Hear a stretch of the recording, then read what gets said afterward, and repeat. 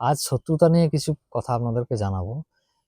আমাদের জন্মকুণ্ডলিতে ষষ্ঠ ভাব এটি কিন্তু শত্রুতা নির্দেশ করে। আবার সপ্তম ভাবে যদি কোনো জোরালো বলবান গ্রহ থাকে সেক্ষেত্রেও কিন্তু শত্রুতা নির্দেশ করে। তাই মনে রাখবেন আপনাদের লগ্নে যে কোনো বলবান গ্রহ থাকাটাই শুভ, তাতে সে পাপক গ্রহ হলে আপনার জয় নিশ্চিত। এবার ষষ্ঠ ভাবে যে গ্রহগুলি থাকবে সেই গ্রহের কারকতা অনুযায়ী আপনাদের শত্রুতা হবে।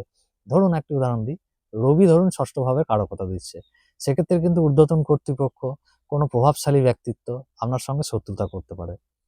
আবার ধরুন চন্দ্র আছে, সেক্ষেত্রে কিন্তু মাতা, আপনার যে পার্টনার রয়েছে বা যে কোনো নারী শত্রুতা আপনার করতে পারে। আবার ধরুন বুধ রয়েছে, সেক্ষেত্রে কিন্তু বয়সে ছোট সমবয়স্ক কোনো ব্যক্তি আপনাদের সঙ্গে শত্রুতা করতে পারে। ধরুন শুক্র রয়েছে, শুক্র বলবান হয়ে বা কোনোভাবে ষষ্ঠ ভাবের কারকতা দিচ্ছে, সেক্ষেত্রে নারী হতে পারে, আপনার পত্নী হতে পারে, বা যে কোনো আপনার প্রেমিকা হতে পারে, এরাও আপনার সঙ্গে শত্রুতা করতে পারে। মঙ্গল যদি থাকে সেক্ষেত্রে আপনার শত্রুরা ভয়ানক হতে পারে, কোনো দুর্বৃত্ত হতে পারে, এগুলো হতে পারে। বৃহস্পতি দেব যদি থাকেন, আপনার যে কোনো গুরুতুল্য ব্যক্তি আপনার সঙ্গে শত্রুতা করতে পারে। শনি যদি থাকে, শনি কিন্তু সবসময় নিজ জাতিকে নির্দেশ করে, বিদেশি জাতি নির্দেশ করতে পারে, বাড়ির চাকর বাকর আপনার সঙ্গে শত্রুতা করতে পারে। রাহু যদি থাকে, ভয়ঙ্কর শত্রু হতে পারে, চোর ছেঁচোর দুর্বৃত্ত বা যারা সমাজের প্রভাবশালী ব্যক্তি, এরাও কিন্তু আপনার সাথে শত্রুতা কিন্তু করতে পারে। আবার কেতু রয়েছে, কেতু গুপ্তভাবে আপনি যেটা ধারণা করতে পারছেন না যে এ শত্রুতা করছে, সেও কিন্তু আপনার হয়ে শত্রুতা করবে, আপনার পিছনে লেগে থাকবে সবসময়।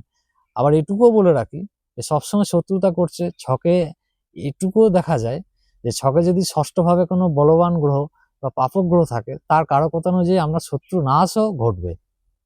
যদি শনি কোনোভাবে ষষ্ঠভাবে দৃষ্টি দেয়, ষষ্ঠভাবে অবস্থান করে, তাহলে সেক্ষেত্রে দেখেছি আমি যে শত্রু নিজেই কিন্তু বিপদে পড়ে যান, দুঃখের মধ্যে পড়ে যান, সেক্ষেত্রে আপনার শত্রু নাশ হবে।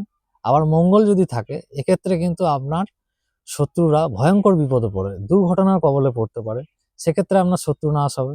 রাহুর যদি প্রভাব থাকে, রাহুদেব যদি অবস্থান করেন, সেক্ষেত্রে আপনার শত্রুরা গোপন চক্রান্তের শিকার হয়, সেক্ষেত্রে আপনি উদ্ধার পেয়ে যাবেন।